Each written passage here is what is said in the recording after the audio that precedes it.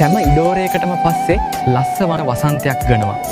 කවදාවත් තමන්ගේ අනාගත බලාපොරොත්තු අතහරින්න එපා. මොකද බුදුරජාණන් වහන්සේ දවස් දෙකෙන් බුද්ධත්වයට පත් වුණේ නැහැ සාරා. අසංකේය කල්ප ලක්ෂයක් අප්‍රමාණ දුක් විඳලා තමා ඒ උතුම් බුද්ධත්වයට පත් වුනේ. ඒ නිසා ඔබට ලස්සන කාලේ එනවාමයි. කිසිම බලාපොරොත්තුවක් අත්හැර ගන්න එපා.